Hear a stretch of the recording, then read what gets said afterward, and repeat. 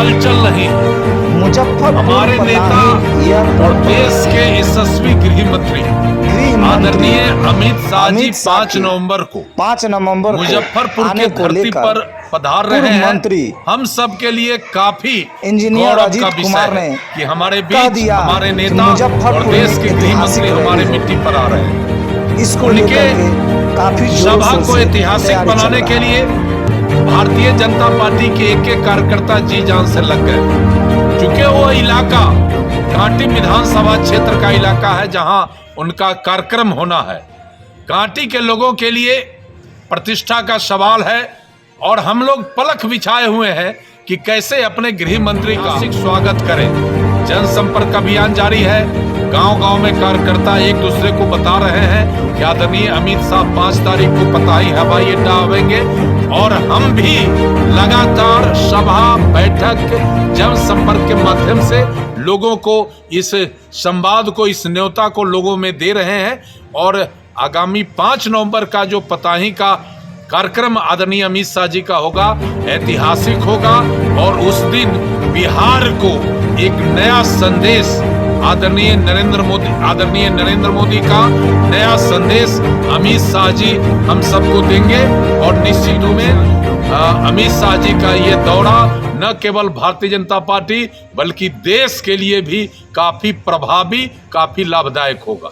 क्या लगता है कि जिस तरह से दीक्षांत समारोह में मुख्यमंत्री नीतीश खड़ी है? देखिए, नीतीश बाबू बड़े नेता, हम सब उनका आदर करते हैं, लेकिन आजकल नीतीश बाबू मोतिहारी में कुछ बोलते हैं वो बिल्कुल कैमरा पर, और मोतिहारी से जब पटना पहुंच जाते हैं तो उनका बदल जाता है भाषा।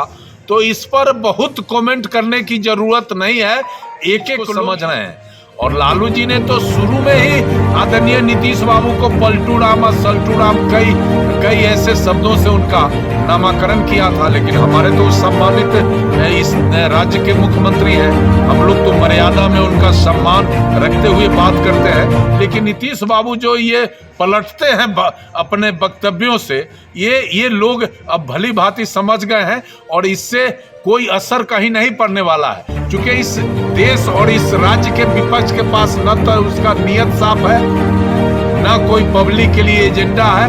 ये विपक्षी गठबंधन पूरी तरह फेल हो गया है और ये सब एक बड़ा भ्रष्टाचारियों का समूह है। और आदरणीय नरेंद्र मोदी के बढ़ते कदम से ये समूह पूरी तरह पस्त हो गया है और ये आगे भी नहीं चलने वाला है। देखे नहीं, 5 राज्यों में विधानसभा का चुनाव है, अपना राग अपना डफली लोग बजा रहे हैं और बाकी मुजफ्फरपुर और इस इलाके के लोग आदरणीय 5 तारीख के का जो पताही हवाई अड्डा में आदरणीय गृह मंत्री जी का प्रोग्राम है, हम लोग उसमें लगे हुए हैं। ये प्रोग्राम ऐतिहासिक होगा और आपके माध्यम से जिला वासियों से मैं अपील करता हूँ हाथ जोड़कर कि आप सब आदरणीय अमित शाह जी के कार्यक्रम को ऐतिहासिक बनाएं और आगामी 5 तारीख को पताही हवाई अड्डा पर पहुंचकर मुजफ्फरपुर का जो एक अपना सम्मान है वो आदरणीय अमित शाह जी के प्रति आप प्रकट करिए, उनके अभियान को सफल करिए, उनके कार्यक्रम को ऐतिहासिक बनाइए, यही मेरा आग्रह है। अब ये तो बड़ा आपके लिए अच्छा सवाल किया। आदरणीय नरेंद्र मोदी जो हमारे प्रधानमंत्री हैं, इनसे देश का तो जो इन्होंने एक चेहरा दुनिया में स्थापित किया है, ये तो आप सब देख ही रहे हैं। दुनिया इनके बढ़ते कदम से किस तरीके से परेशान होता है, ये भी आपने देखा। और सबके सब आदरणीय नरेंद्र मोदी के पूरा दुनिया सलाम कर रहा है। और हमारे चाणक्य आप लोग जो कहते हैं आदरणीय अमित शाह जी को, तो ये तो कोई गलत बात थोड़े है। आज अमित शाह ने इस देश के अंदर जो काबिलियत दिखलाया है, कश्मीर जैसे आतंकवादी क्षेत्र को आज बिल्कुल ऐसा कर दिया है कि एक लोग चैन से सांस ले रहे हैं और सब के सब भारत माता की जय कर रहे हैं। तो अमित शाह जी आ रहे हैं तो विपक्ष का लड़खड़ाना स्वाभाविक है। इस बिहार में अब विपक्ष नहीं है, अब विपक्ष केवल कुर्सी के लिए, कैसे कुर्सी हमारा बना रहे इसके लिए प्रयास विपक्ष का है। विपक्ष के पास न कोई एजेंडा है, न मुद्दा है, फिल्म विपक्ष ने तो ओबीसी कार्ड खेला है, जाति जन देख रहे हैं कि ओबीसी के लोग लगातार धरना पर बैठ रहे हैं। ओबीसी के लोग लगातार धरना पर बैठ रहे हैं, कह रहे हैं कि खंड में बांटकर मेरे शक्ति को नीतीश कुमार ने एक पॉलिटिकल साजिश के तहत कमजोर कर दिया है और हमें नीचा दिखाने के लिए किया गया है। तो तब तो उनका कार्ड तो बिल्कुल सफल हो गया।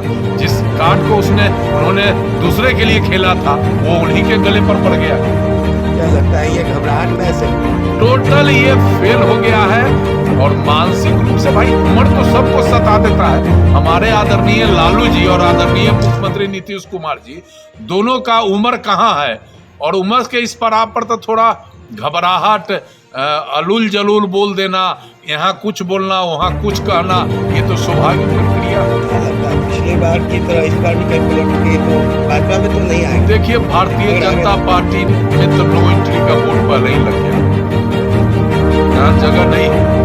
और यहाँ वो आ जाएंगे तो यहाँ भी परेशानी लोगों को हो जाएगा, क्योंकि जनता ने तय कर लिया है कि नीतीश जी का बाजार अब खत्म। कहीं नीतीश बाबू के मीटिंग में 2 से 3 हजार से अधिक लोग आता है क्या? वो भी लोग को पकड़ के लाया जाता है। इसलिए जनता में आदरणीय नीतीश बाबू का विश्वसनीयता पूरी तरह समाप्त हो गया है। अब इस देश में एकमात्र पार्टी और एकमात्र नेता आदरणीय नरेंद्र मोदी है, जिनके नेतृत्व में ये देश आगे बढ़ रहा है और जनता भी इसको स्वीकार कर लिया है। बाकी कहीं कुछ नहीं है। अगली बार फिर देश में मोदी सरकार। वैशाली सीट पर क्या कहें? सीट हम लोग जीतेंगे। हम लोग वैशाली की बात क्यों करते हैं? हम लोग बिहार के 40 में 40 सीट जीतेंगे और हम लोग तो ताल ठोकर मैदान में आ गए। 40 का 40 सीट हमको जीतेंगे। और लोगों ने भी ताल ठोका है। विपक्ष से ताल ठोका है तो फेल है।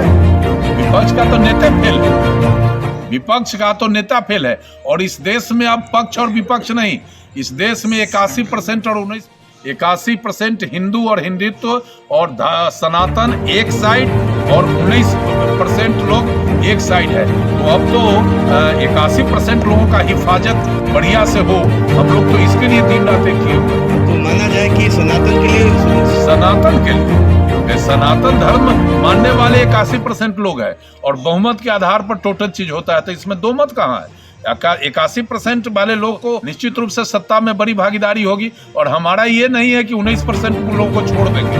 हम तो जो भी योजना केंद्र का बनता है इस देश में, पूरे देश की आबादी के लिए बनता है। जो 19% लोग हैं उनको भी हम सारी सुविधा देते हैं। और आपके माध्यम से उनसे राष्ट्र के मुद्दे पर एक हो जाइए, न हिंदू न मुसलमान, हमारा राष्ट्र है प्रधान। और सब लोग आदरणीय नरेंद्र मोदी को अगली बार देश के कुर्सी पर फिर तीसरी बार बैठाइए, यही हमारा अपील है।